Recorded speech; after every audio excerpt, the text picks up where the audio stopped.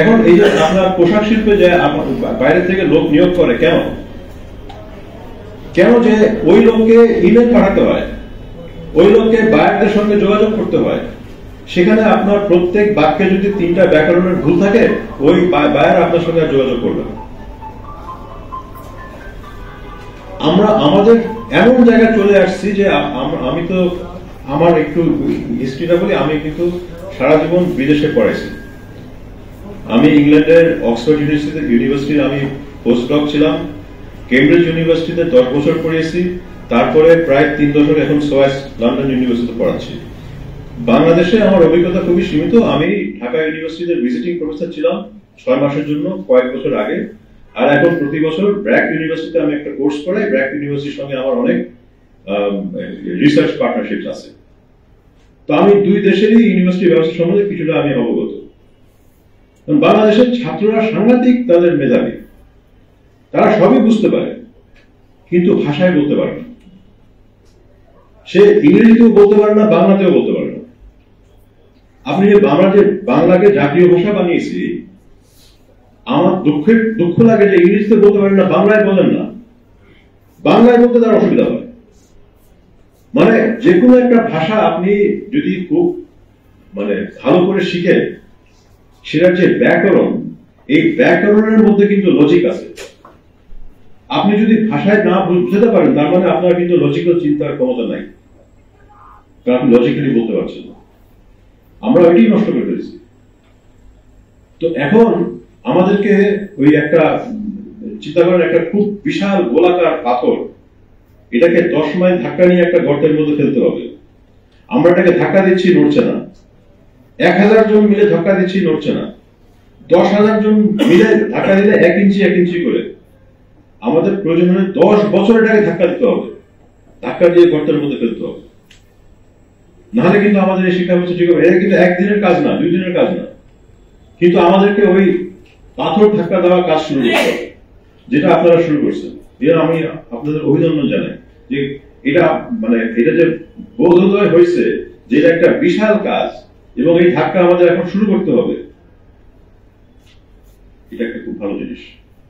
আচ্ছা, এখন আসি কি করণীয়টাকে। উপর থেকে তো এই উপলব্ধি সৃষ্টি করতে হবে যে যেই ক্ষমতায় থাকুক, এই সরকার, পরবর্তী সরকার, তার পরবর্তী সরকার, তার 1 নম্বর দায়িত্ব হচ্ছে শিক্ষাকে আন্তর্জাতিক মানে করা। কিসের জন্য? আমাদের কোনো উন্নয়নের ভবিষ্যৎ নাই। এই স্বল্প শ্রম, স্বল্প দক্ষতার আর কোন সেক্টর নাই। আপনি এখন যেখানে যাবেন, ইলেকট্রনিক্সে যান, আপনার ইঞ্জিনিয়ার দরকার। আপনি যে কোনো জায়গায় যান, আপনার আন্তর্জাতিক মানের দক্ষ লোকবল দরকার। এটা সরকারকে দিন রাত বলতে হবে। আমার ভাই ওখানে বলছেন যে আমাদের যে বিরুদ্ধে প্রপাগান্ডা করা হয়, আমরা সেটা কাউন্টার করতে পারি না, কারণ আমরা ইংরেজি জানি না। 100% কারেক্ট। আমি আরো বলবো, যখন আমি আন্তর্জাতিক কোন কনফারেন্সে যাই, সেখানে ইন্ডিয়ান ব্যুরোক্র্যাট, পাকিস্তানি ব্যুরোক্র্যাট, শ্রীলঙ্কার ব্যুরোক্র্যাট, বাংলাদেশের ব্যুরোক্র্যাট বসে কোন আন্তর্জাতিক বিষয় আলোচনা করছে, আপনি 10 মিনিটের পরে দেখবেন যে ইন্ডিয়ান পাকিস্তানিরা একে অপরকে সম্মান দেখাচ্ছে, আর দুজনে মিলে বাংলাদেশিদের তুচ্ছ তাচ্ছিল্য করছে। কেন? কারণ তারা যখন একে অপরের সঙ্গে কথা বলছে, তারা একেবারে চুস্ত ইংরেজিতে বা চুস্ত হিন্দিতে কথা বলছে, আর আমাদের সঙ্গে যখন কথা বলছে, তার ভাঙা ইংরেজিতে কথা বলছে। তো এটা কিন্তু মানসিকভাবে খুবই গুরুত্বপূর্ণ। আমরা যারা শুদ্ধ বাংলায় কথা বলি, যখন আরেকটা লোক একেবারে খুব আঞ্চলিক টানে কোনো বাংলা বলে, আমি অটোমেটিকলি, আমি চাই আর না চাই, আমার কিন্তু একটা সাইকোলজিক্যাল এফেক্ট হয়ে যায়, যেহেতু শিক্ষিত লোক না। ওদের একই হয়, ওরা ভালো ইংরেজিতে কথা বলছে, আর আপনি এসে ভাঙা ইংরেজিতে কথা বলছেন, ও কোনোদিন আপনাকে সম্মান দিবে না। এটা আমরা চাই আর না চাই, এটা বাস্তবতা। ঠিক আছে? যে তার সব থেকে বড় শত্রু ইন্ডিয়া হচ্ছে পাকিস্তান, কিন্তু পাকিস্তানি আমাদেরকে কিন্তু সম্মানের সঙ্গে কথা বলে, কারণ পাকিস্তানের সামরিক শক্তি আছে, তার যে আমলা, তার রাজনীতিবিদ যারা আন্তর্জাতিক ভাবে কাজ করে, তার সাংঘাতিক শিক্ষিত, ইংরেজি সাংঘাতিক ভালো।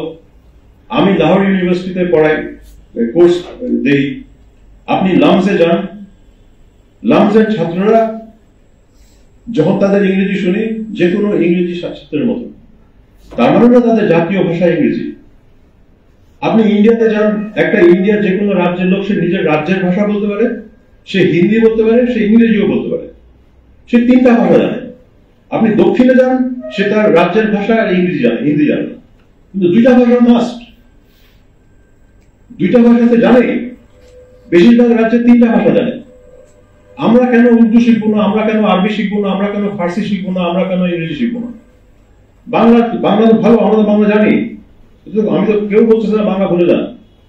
বাংলার সঙ্গে আরো কয়েকটা ভাষা আমাদের জানা দরকার, এবং শুধু জানা দরকার না, ওই ভাষা জেনে আমি ওই দেশের লোকের সঙ্গে তার সঙ্গে কথা বলবো, সে আমাকে সম্মান দেখাবে। এটা কেন হবে না? এখন আসি নিচের ব্যাপারটা। আপনি শুরুতেই একজন বলছিলেন, আমার খেয়াল নাই কে, যে দুইটা ব্যাপার আছে, একটা জবাবদিহিতা আর একটা হচ্ছে উৎকর্ষ মানের গবেষণা শিক্ষা।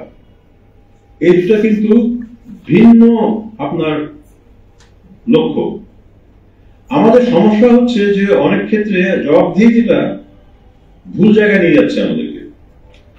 ছাত্রের প্রতি জবাবদিহিতা না হচ্ছে ছাত্র তার সার্টিফিকেট চায়, এখন যত তাড়াতাড়ি থেকে সার্টিফিকেট দাও। শিক্ষকের জবাবদিহিতা হচ্ছে শিক্ষক চায় যে আমার পদোন্নতি হোক। রাষ্ট্র চায় যে তার পক্ষের শিক্ষক পদে বসুক, রাজনৈতিক দলের গান গাবে সে। তো এই রকমের জবাবদিহিতা তো দরকার নেই। আমাদের যে দরকার সেটা হচ্ছে জবাবদিহিতার সঙ্গে চেক এন্ড ব্যালেন্স আনা। এই যে বিভিন্ন স্টেক হোল্ডার, একটা হচ্ছে আপনার শিক্ষক, তারপরে হচ্ছে ছাত্র, তারপরে সরকারের কিছু থাকতে পারে যে আপনি এখন যদি বসে ইউনিভার্সিটিতে মানে এমন সব কথা বলেন যে আপনার রাজনৈতিক অস্থিরতা সৃষ্টি হচ্ছে, তার হয়তো কিছু বক্তব্য থাকতে পারে, সেও একটা স্টেক হোল্ডার। কিন্তু সব থেকে বড় স্টেক হোল্ডার হচ্ছে ভবিষ্যৎ প্রজন্ম। কারণ আমরা যদি উন্নয়ন না করতে পারি, আমরা যদি দেশের উন্নতি না আনতে পারি, তাহলে তো আমরা আমাদের শর্ট টার্ম স্বার্থ যাই হোক না কেন, দেশের লং টার্ম স্বার্থ আমরা ক্ষতি করছি। এই চেক এন্ড ব্যালেন্সটা কিভাবে আনবো, এটা কিন্তু কোনো সহজ উত্তর নাই। আমি 30 বছরের বেশি ইংল্যান্ডে এই শিক্ষকতায় আছি, তারা কিন্তু এখনো তাদের সংস্কার চলছে, এই সংস্কারের কোনো শেষ নাই।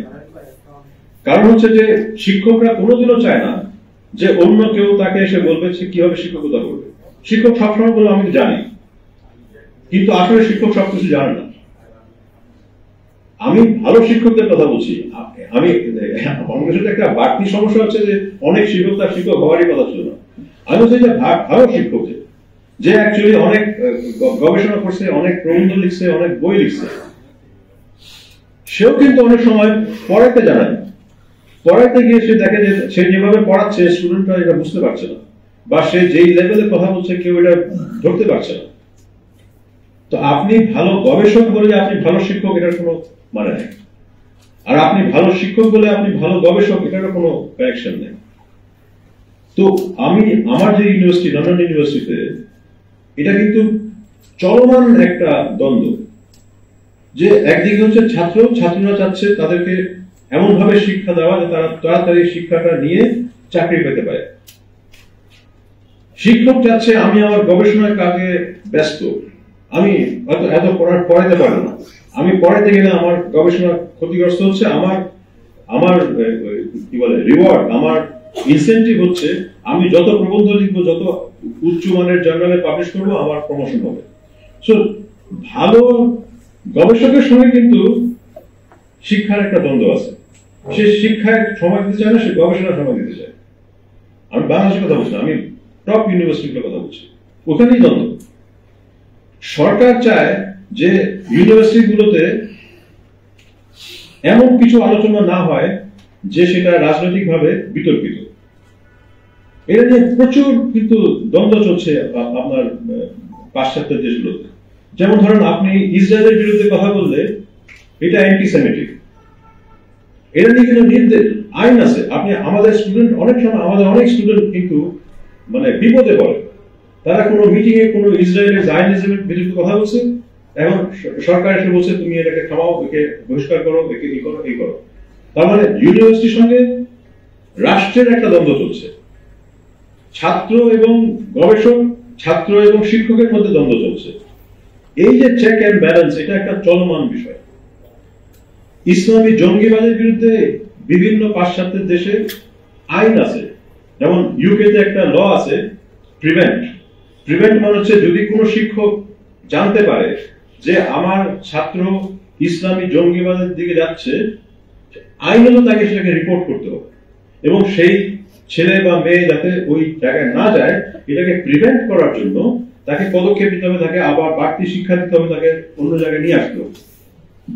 এটার বিরুদ্ধে প্রচুর আন্দোলন হয়েছে, আমরা সবাই এটার বিরুদ্ধে অনেক লড়েছি, এবং সেই লড়াই এখনো চলছে। অর্থাৎ রাষ্ট্র, শিক্ষা ব্যবস্থা, শিক্ষক, গবেষক, ছাত্র, এদের স্বার্থ কিন্তু এক না। এরা বিভিন্ন দিকে আপনাকে টানা পোড়েনের মধ্যে আপনি থাকবেন। গভর্নেন্সটা